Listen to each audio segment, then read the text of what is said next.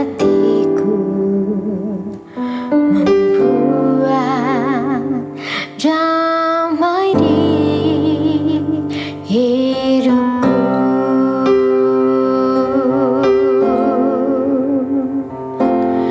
Kasih dari surga memenuhi tempat ini. Kasih dari Bapa surgawi.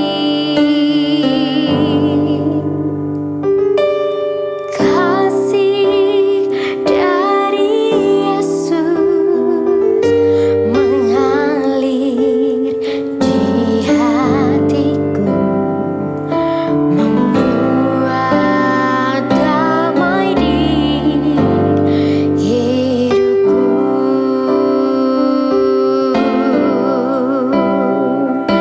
Mengalir kasih dari tempat tinggi, mengalir kasih dari tata Allah Bapa, mengalir, mengalir dan mengalir, memenuhi hidupku.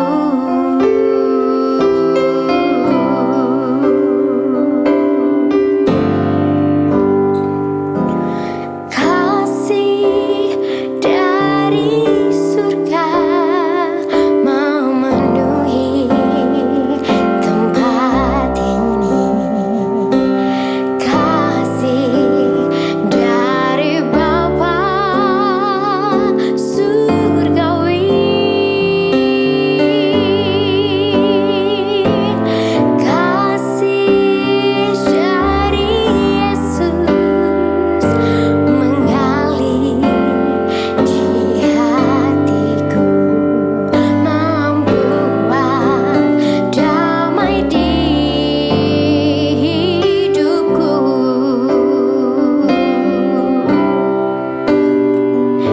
Mengalir kasih dari tempat tinggi,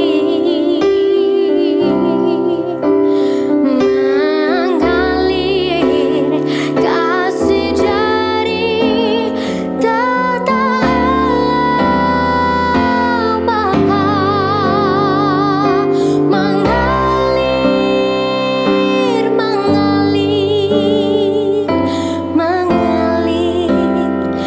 dan mengalir, memenuhi hidupku.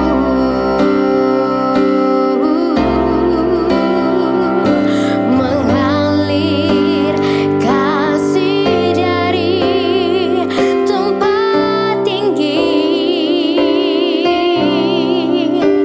mengalir kasih dari tata Allah Bapa, mengalir,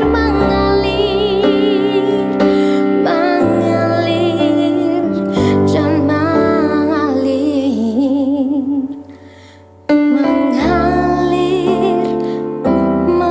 memenuhi hidupku.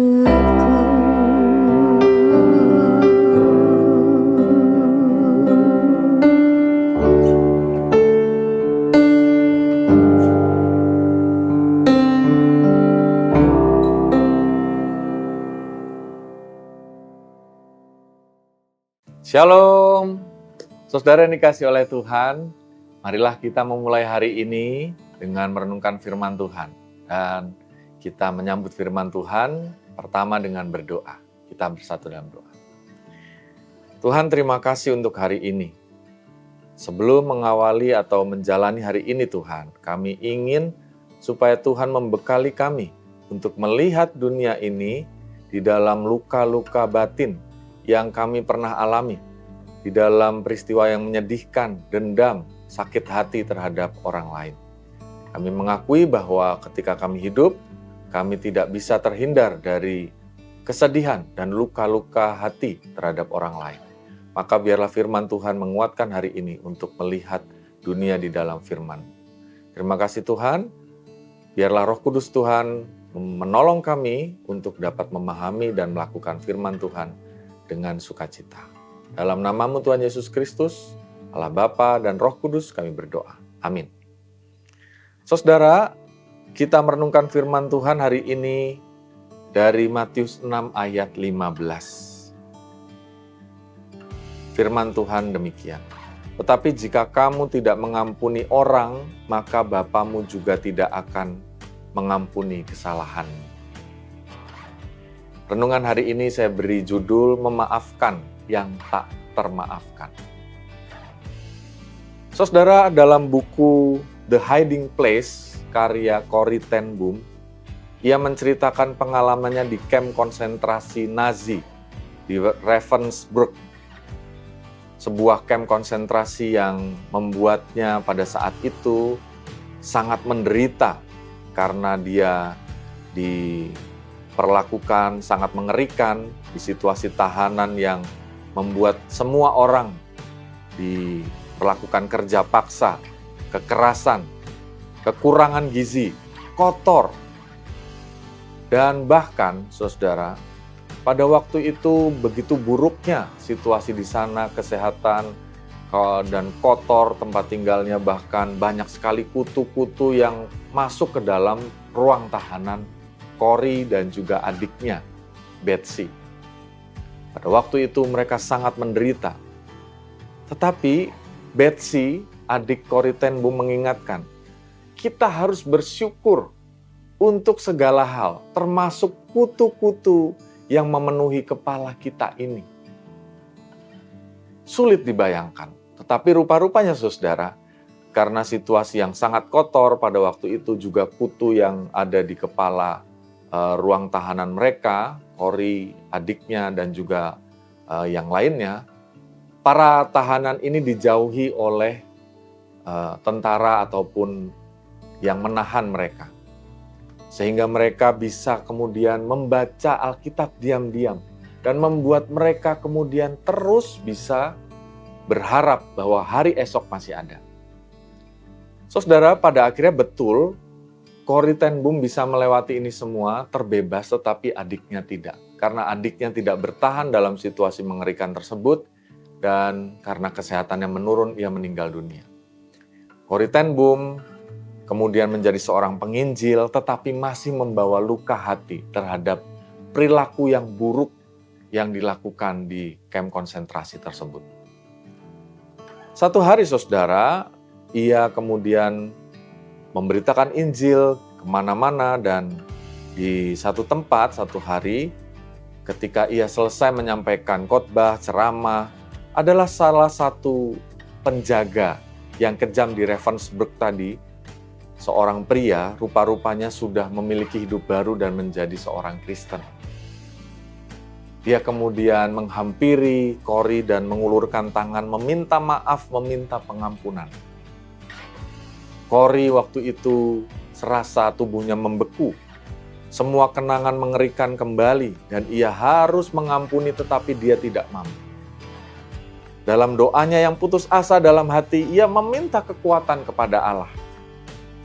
Dan saat itu, ada satu kuasa dari sorga yang serasa menguatkannya untuk ia bisa mengulurkan tangan dan kemudian menjabat tangan orang yang menyiksanya dan adiknya, yang membuat adiknya juga terbunuh.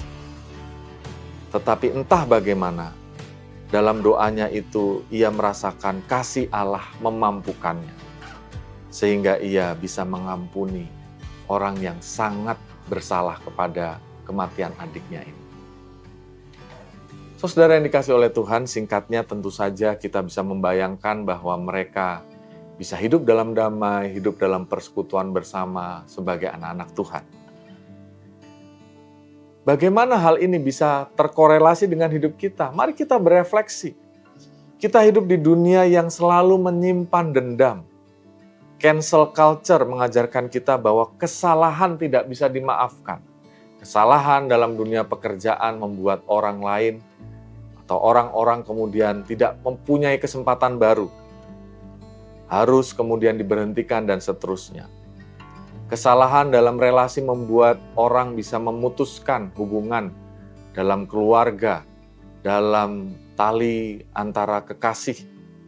Dan media sosial membuat luka lama terus terbuka karena terus-menerus bisa melihat orang yang pernah menyakiti kita, masih ada di sana.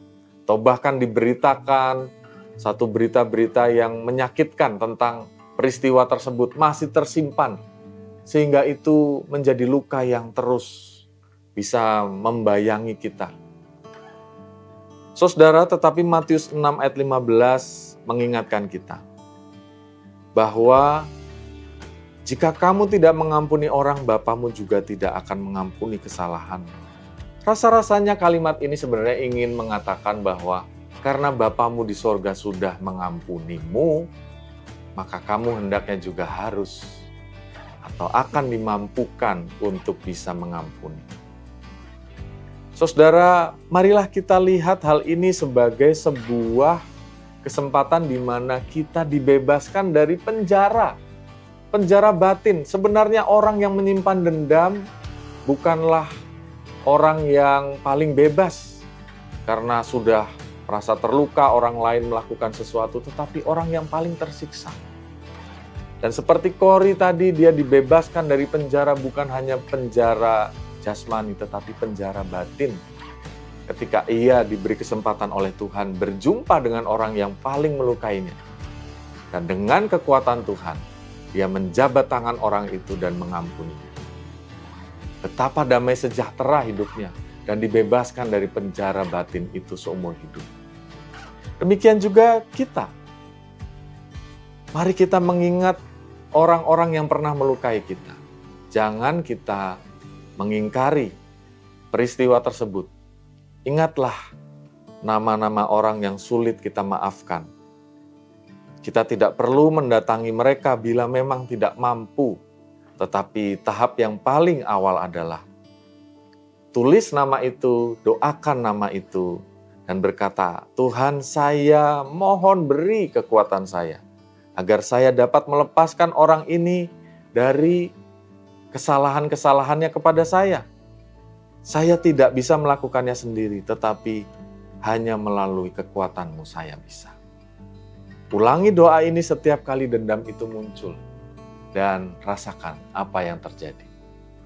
Semoga apa yang dirasakan oleh Corrie ten Boom dalam kebebasannya, dalam kedamaiannya itu juga yang menjadi bagian hidup kita. Amin. Mari kita bersatu teduh dan berdoa. Tuhan, terima kasih untuk firman-Mu yang meneguhkan kami di tengah-tengah luka hati, dendam, sakit hati yang masih terus mengiringi langkah kami. Terkadang kami merasa bahwa kami sudah tidak terluka, tetapi sebetulnya kami hanya menghindari luka itu. Hari ini justru Engkau memanggil kami untuk mengingatnya, untuk menghadapinya, bahkan untuk mendoakan mereka yang menyakiti kami. Kami percaya bahwa ketika kami berani untuk mengingat, bahkan mendoakan mereka yang menyakiti kami dibebaskan dari beban itu. Kami berdoa Tuhan untuk mereka semua yang pernah menyakiti kami. Biarlah mereka tetap memiliki hidup yang terbaik. Biarlah mereka tetap memiliki berkat-berkat Tuhan. Biarlah Tuhan juga memaafkan apa yang pernah mereka lakukan terhadap kami. Dan dengan demikian juga kami dimampukan untuk memaafkan mereka dan memiliki kehidupan yang baru. Sehingga ketika kapanpun kami bertemu dengan mereka, mengingat mereka, kami melihatnya, mengingatnya, sudah dengan kacamata yang baru, kacamata kasih, kacamata yang memaafkan dan mengampuni. Terima kasih ya Tuhan, kami ingin terbebas dari beban hati dan luka batin yang selama ini kami bawa, untuk disembuhkan dan dibebaskan dalam Tuhan. Hanya di dalam nama Tuhan Yesus Kristus, dalam persekutuan Allah Bapa dan Roh Kudus kami berdoa. Amin. Sampai bertemu kembali, Tuhan Yesus memberkati. Kasih dari surga memenuhi tempat ini. Kasih dari Bapa surgawi. Kasih dari Yesus mengalir di